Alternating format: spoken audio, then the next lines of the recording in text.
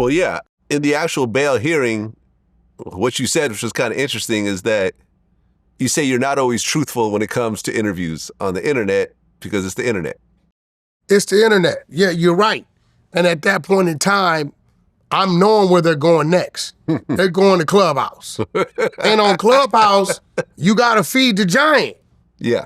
Right? Now, when you sit down with Vlad, you got to remember, if you're not truthful on Vlad, it's a setup.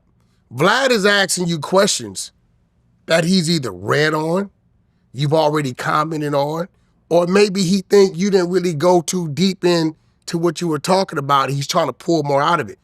You don't search. You've already did your research. Right. So to bullshit Vlad, you bullshitting yourself, because then somebody's going to double back to another interview, and then they're going to start saying you're not credible. But I'm because, I've talked about it on Clubhouse. Because you remember, I had no idea it was a problem with me attempting to do business with Keefe D until the night before the hearing. Yeah, I was actually shocked because from what I understand, the only way that you putting up bail for someone gets shot down is if the money was illegal.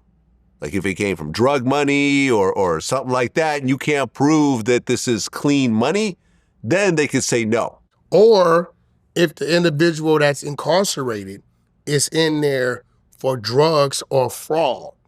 If they're in there for drugs or fraud, then at that point in time, even then, they're just gonna comb through where the money comes from, right? They gotta make sure that you yourself hasn't, did business with this individual to where you're holding his money.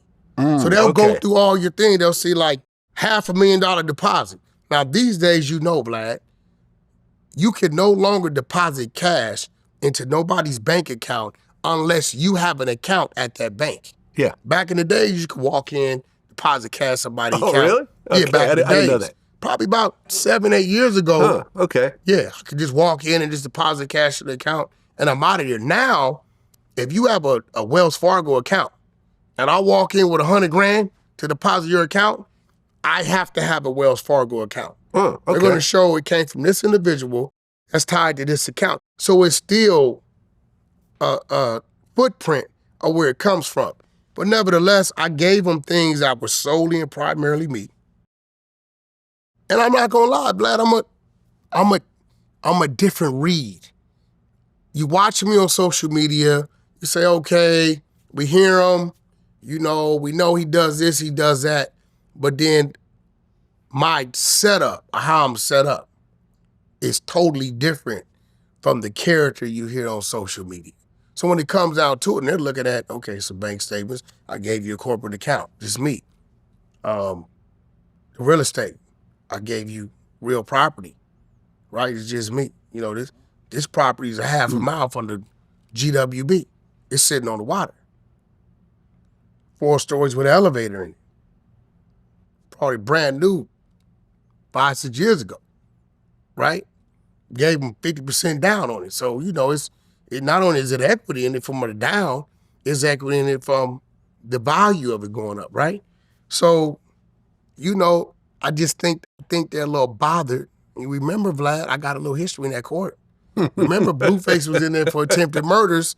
I drive out there overnight, get the attempted murder reduced, bail him out the same day, right? They say, well, house arrest, he doesn't have any property. I own one out here. I will go ahead on and sign this lease over to him. He can stay there. So it's like every time it comes to my name, my ducks are always in order. And I think that's really what it was, because the judge knows who I am from previous cases of me helping people.